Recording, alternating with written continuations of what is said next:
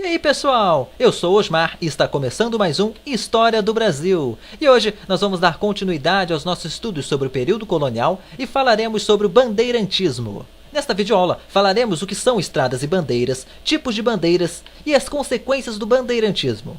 Estradas e bandeiras. Pessoal, desde o início da colonização, os portugueses tinham interesse em explorar o interior do território brasileiro. A colonização brasileira, ela ocorreu principalmente no litoral, com a exploração do pau-brasil e a plantação de cana-de-açúcar. O interior brasileiro ficou esquecido por muitos anos. Quando a lavoura açucareira começou a enfraquecer, a coroa portuguesa ordenou expedições para ampliar a colonização e descobrir o interior brasileiro.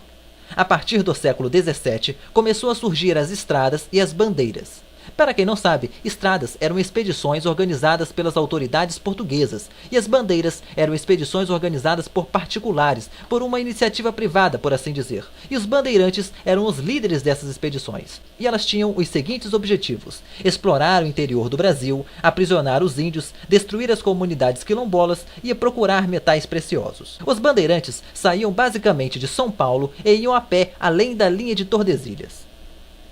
Tipos de bandeiras. Pessoal, as bandeiras eram formadas por homens brancos, mestiços e índios. Os índios, eles eram utilizados principalmente como guias, já que eles conheciam muito bem a região.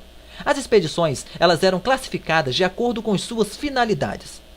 As apresadoras, por exemplo, tinham o objetivo de caçar índios para serem vendidos como escravos. As prospectoras tinham o objetivo de procurar metais preciosos. O sertanismo de contato tinha o objetivo de combater os índios e negros que resistiam à colonização.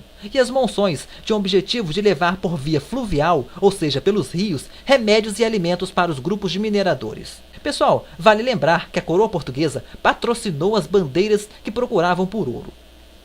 Uma das expedições mais famosas foi a de Antônio Raposo Tavares, que saiu de São Paulo em 1648 e chegou ao Amazonas 3 anos depois, em 1651.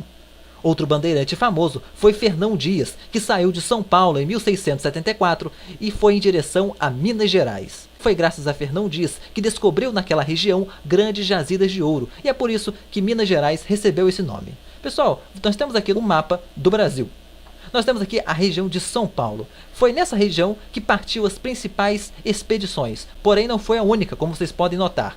Ocorreram expedições também a partir de Salvador e a partir do Nordeste brasileiro. Pessoal, como eu havia dito anteriormente, um dos mais famosos foi Antônio Raposo Tavares, que ele saiu de São Paulo e foi em região ao Amazonas. Ele percorreu todo o centro-oeste e também a região norte do país, chegando até a Gurupá 3 anos depois. Fernão Dias também fez uma expedição para o Rio Grande do Sul, mas a mais famosa foi a sua expedição para as Minas Gerais. As consequências. O bandeirantismo teve consequências positivas e negativas.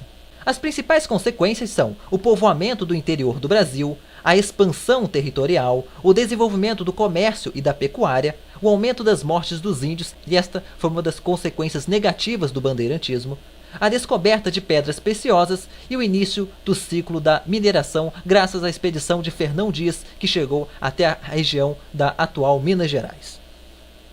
Bom pessoal, chegamos ao fim, vamos agora fazer um pequeno resumo. Estradas e bandeiras. Estradas eram expedições organizadas pela coroa, e bandeiras eram expedições organizadas por particulares, por uma iniciativa privada.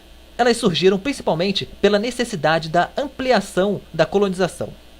E elas tinham o objetivo de aprisionar e vender os índios, destruir as comunidades quilombolas e procurar metais preciosos. Havia, pessoal, 4 tipos de bandeiras: apresadoras, que serviam para aprisionar e vender os índios; as prospectoras, que tinham o objetivo de procurar metais preciosos; o sertanismo de contato, que tinha o objetivo de combater índios e negros que eram contra a colonização; e as monções, que tinham o objetivo de levar por vias fluviais, ou seja, pelos rios, remédios e alimentos para os grupos de mineradores.